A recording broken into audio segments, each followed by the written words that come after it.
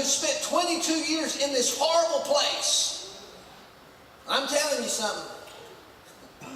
They had all kinds of information about what they did, you know, and how their day started. And some of them, they got up at 4:30 in the morning, and some of the guys went and started cooking food, and you know, and they'd work all day long. And some of them would be out doing this and doing this. At one time, they had them working in the coal mines, all kinds of stuff. None of it pleasant. And I thought, here's a guy that got freedom, and somehow he managed to get entangled again, and he's right back in. And then I began to think about sometimes how Christians have got liberty, freedom, that Christ has made them free, and somehow they've got entangled back again, and they've regressed, and they've gone back, and their life is a mess. Think about it. All of us at one time or another in our lives have made steps backward, and our life was absolutely miserable. There's nothing any worse than a miserable Christian who's absolutely, their life's, oh boy, you know, nothing makes them happy. Nothing that comes across their way, nothing. They can't have a pleasant word. They can't have a smile on their face. They've got a frown, and they can suck all of the energy right out of you. Anybody ever met somebody like that? I am a magnet sometimes for that. I'm telling you, I'm a magnet. I could meet an absolute stranger on the street, and that magnetic presence that I have would draw them, and they would begin to tell me all of the bad things. And in just a couple of minutes, my forehead's drooping, and they're crying, and I'm crying with them. And I'm like, Lord, have mercy on both of us. And I think, wow, what in the world brought this on? Why did this happen? Why is this occurring? Sometimes it just pops up to me that they've got stood fast in the liberty and the freedom that Christ has given them. Somehow they've got entangled again in the yoke of bondage.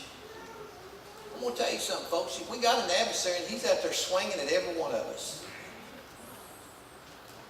He's doing the cowboy thing. He got the lasso, and he's trying to rope everybody that he can and trip you up. But if you get determined and you stand fast and say, oh, no, not today. Not today, Satan. Not today, as my buddy Aaron says, not today, Satan. I ain't going to listen. Not today. Not today. I'm standing fast in the freedom that my Lord and Savior Christ has given me, and I will not, shall not, cannot be entangled with the yoke of bondage. Ain't going to happen. Because I'm determined. Are you determined today? Is your spiritual life in neutral? Or do you have it in overdrive with the hammer down? You know my feelings on that. Not only do I like sports, athletics like that, I like motorsports. I like anything that's got tires and an engine on it. Cars, trucks, tractors, motorcycles, it don't matter. If it's loud, if it blows up, whatever, I like it. I mean, if it'll peel rubber, I like it. I like it. Always have.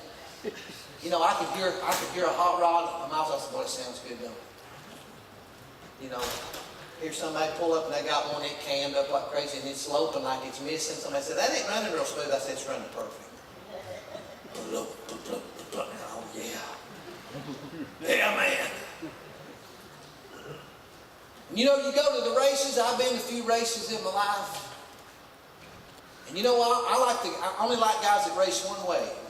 Wide open. Because you know what?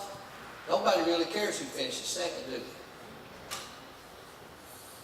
to see the guy cross the line. If it's sideways, if it's backwards, if it's flipping, if it's slipping, whatever it is. That's who they come to, and they're standing and they're screaming, yeah, hammer down.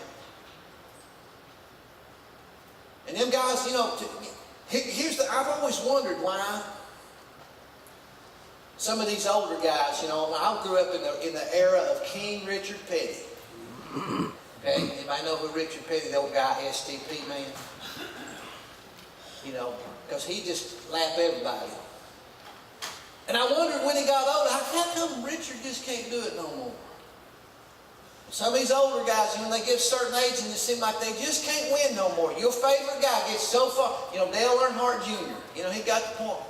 He just couldn't do it no more. Well, he got to a point to where I guess where he just had to back off, and he didn't have really the nerve, and he didn't have it in him to keep it hammered wide open all the time. Then you got when these young pups come up and they don't care who they hit. They interview them after they cleaned out about 8 guys and flipped out half of the field, and they said, well, Rubbin's racing. He just got in the way, and I had it hammered down, and I cut these up, and boom, there we all went. But here's what he did. He had it to the floor, wide open. He wasn't easing up. He didn't slip it in neutral. He didn't whatever. He just, I got to ease back a little bit here. Why can't we as Christians hammer it down? Keep it wide open to the floor. Like King Richard did back in the prime.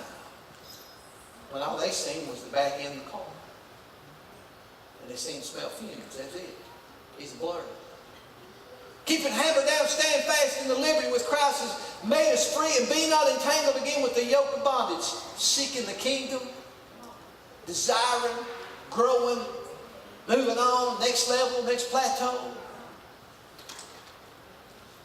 Are you standing fast today, or are you slipping? Every head bowed, every eye closed.